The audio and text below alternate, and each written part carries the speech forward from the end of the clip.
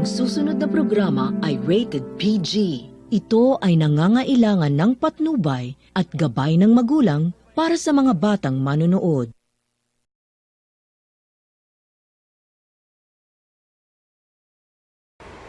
Four priority bills of the Duterte administration were among those enacted in 2017, but an opposition lawmaker claims some of them were approved in haste. More from our correspondent, Joyce Ilas. A lower personal income tax to offset the impact of higher taxes on sugar-sweetened beverage, automobile and coal, and on fuel and tobacco. The tax reform bill is a priority measure of the Duterte administration, passed by Congress and signed into law just before 2017 ended. The law will take effect this year. Three other priority measures became law in 2017. Extension of the Philippine passport validity to 10 from 5 years, and driver's license to 5 from 3 years, and free internet access in public areas. A number of bills that provide social services also became law. Among these, free tuition and other fees in state universities and colleges, and provision of emergency healthcare services to patients. Opposition Congressman Albay Representative Ed Silagman says while the majority was expected to back administration measures, the problem is, before it is passed, there must be sufficient deliberation and debate. So that the bill or measure is perfected. and this did not happen, sir. Pass it in its good form. This never happened. Opposition congressmen say the tax reform and the second extension of the martial law declaration in Mindanao until the end of December this year are examples of what they call railroaded measures. Lagman says the public should take an active role in calling for sufficient debate and consideration of bills to avoid undue haste in approving priority measures. The people and media should demand that members of Congress should not act as rubber stamp because they were elected by the respective representatives to represent their people, not to represent the president. House Majority Leader Rudy Fariñas has said those questioning House proceedings could either raise the concern at the plenary or contest it in courts. Fariñas has insisted bills approved in Congress went through the proper process. Joyce Ila, CNN Philippines. Chief Presidential Legal Counsel Sal Panelo confirms his office received documents from a former lawyer of the Marcos family.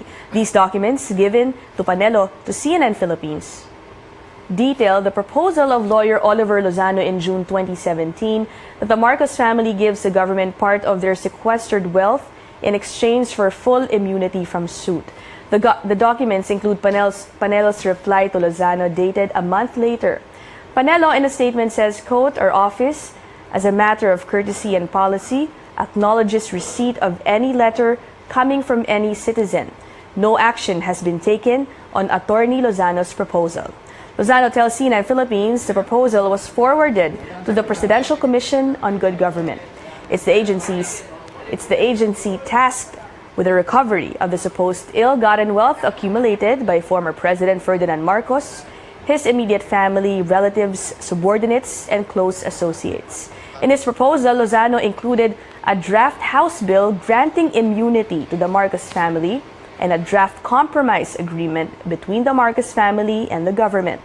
Both documents claim using the wealth will give, quote, "unifying social justice for all through massive economic development and world-class rehabilitation, as well as enable the government to settle the country's foreign and local debts." Presidential spokesman Harry Roque denies the government has reached a compromise deal with the Marcos family. CNN Philippines is reaching out to the Marcos family for comment. Fewer firecracker injuries during the New Year revelry. The Health Department gives the good news as we welcome 2018. Our correspondent Cian Arcangel tells us why this is so. Bloodied hands, bandaged limbs, people wincing in pain. These are cases hospitals deal with every year as Filipinos welcome the new year with fireworks. But for this year, there's a significant difference as there are fewer people rushed to hospitals for treatment. The Department of Health reports there were 191 cases of firecracker-related injuries between December 21st to 6 a.m. of January 1st. That's a 68% decline in the number of cases compared to the same period in 2016. Piccolo, an illegal firecracker, remains the top cause of injuries, followed by Quitis, Fountain, and Boga. Health Secretary Francisco Duque believes Executive Order number 28, which regulates the use of firecrackers, worked. The government's campaign against fireworks has reduced the number of injuries. And we would like to thank, first and foremost, President Rodrigo Duterte for passing or signing of the Executive Order number 28. Duque says the order discouraged most Filipinos from using piccolo and quitis, but there are others like Jed, not his real name, who welcomed the new year with wounded fingers after the piccolo his friends placed in a can exploded. His mother says her son knew the firecracker was banned and was just observing his friends play with it. Binili ng kaibigan niya yung paputok, tapos papuputukin nila, tawag dito, nung inaangat niya yung lata doon pumutok, iba rin yung nagsindi po ng paputok. The continued presence of illegal firecrackers is a reason why health officials are considering a total ban on fireworks and firecrackers. That should be a subject of discussions, study and discussions within the official dome of the Department of Health. The end goal really is to ban fireworks completely. The health department will continue monitoring firecracker injuries until January 6th, the end of its Oplan Iwas Paputok campaign. Cian Arcangel, CNN Philippines. A government hospital in Manila notes a significant drop on accidental firecracker explosions this year. Doctors at the Jose Reyes Memorial Medical Center attribute the drop in the number of injuries to the president's order banning firecrackers. There were 47 recorded injuries as of 4 this afternoon. Two-thirds of this number, 34 to be exact, are children. Quite a number of them are kids who collected discarded firecrackers. Siguro kung may nakita silang mga paputok na nakakalat, hayaan na lang nila, wag na nilang galawin. Or if ever may mga natitira pa silang paputok, wag na silang magpaputok. The hospital's duty officer, Dr. Andre Aducol, says the ban should hold accountable those selling firecrackers. He says as long as there are people selling firecrackers, there is no guarantee of a zero-casualty New Year celebration in the country. Meanwhile, there are no recorded stray bullet cases in the hospital. 10 policemen and barangay tanods are facing homicide charges for their supposed involvement in the Mandaluyong shooting on December 28.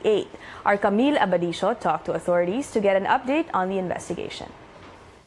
10 policemen, 3 watchmen or barangay tanod and 6 other suspects are facing charges over the shooting incident in Mandaluyong City that led to the death of 2 persons. The Mandaluyong Fiscal's Office files homicide charges against 10 policemen and 3 barangay tanod, even as the police team leader, Superintendent Maria Cristina Vasquez, and barangay tanod Gilberto Gulpo are still at large. 4 from the group of Abdurrahman Alpin in the first shooting in Barangay Addition Hills were charged with alarm and scandal and physical injuries, while 2 believed to be armed are still at large and may be charged with homicide. May order of detention sila, so ngayon nakadetain sila sa Mandaluyong police station. Yung 2 tanod at saka 9 na police. Yung isa hindi rin nag-report, yung si police senior inspector Vasquez, yung babae. So seemingly hindi siya nag-report nung in-inquest sila, wala siya at hindi din siya nag-report dito, so maawol yun. Police investigation revealed more on the Addition Hills shooting that victim Jonalyn Ambaon's group also fired at Alpin's group. Police conducted paraffin tests and 4 policemen, 2 barangay tanod, Jemar Alpin, Romeo Resurreccion, Murray Hamon, and even Jonalyn tested positive. This proves na nagkagulo talaga sila doon sa barangay Addition Hills muna, bago itong tragic incident na pinagbabaril sila doon sa may Show Boulevard. So, ang lumalabas dito, talagang nag-away itong grupo na to at nagkabarilan talaga sila doon, no? Kaya yun ang sanhi ng tama doon sa ulo ni Jonalyn. Authorities say paraffin test results are inconclusive, so even if not all the policemen and the other suspects did not test positive, it does not mean they did not fire a gun. Camille Abadisio, CNN Philippines. The new year will usher in fuel price increases with a tax law. Authorities, however, say the increase is not expected to take effect immediately. Our senior correspondent, Cesar Lardizabal, has more. A number of motorists rushed to the nearest service stations upon learning a hefty fuel price hike will take effect in the new year because of higher taxes. Tataas daw yung gasolina naman. Mas maganda, magpa-full tank na hanggat maaga pa. Kung may budget. Mas makakamura ka. Dapat naman ang mga ng gasolinahan, wag muna sila magtaas kasi may ano pa naman sila may stock pa naman eh. Diesel sells between 35 pesos and 36 pesos and 50 centavos per liter. The fuel is used in public transport. Gasoline sells from 46 to almost 53 pesos. The tax reform law taking effect this year will raise excise tax on fuel. That means gasoline will cost 2 pesos 65 centavos more and diesel and auto LPG 2 pesos 50 centavos. This is on top of the 12% value-added tax. Authorities say the price hike will not take effect immediately as companies have to first dispose of old stocks purchased last year under the old prices. We've already talked to several of the large oil companies and they've agreed. They recognize the fact that to be fair to the consuming public, dapat naman talaga na yung old stocks should be sold at the previous price, prior to the implementation of the train. Authorities warn any price increase happening January 1st might be considered profiteering. Motorists have no choice but to bear the tax burden. And this early, they are thinking of ways to minimize the impact of more expensive fuel. Ang gagawin na lang dyan, pag traffic, pag stop, patay na lang makina para makatipid sa gasolina. Ako lang mag-isa, hindi ko naman ginagamit na aircon eh. Saka ginagamit ko pag may pasero. Meanwhile, oil prices remain high in the world market because of high demand during winter. Energy Assistant Secretary Body Pulido says this will add to the cost of fuel in the pump. Cecil Ardizabal, CNN Philippines.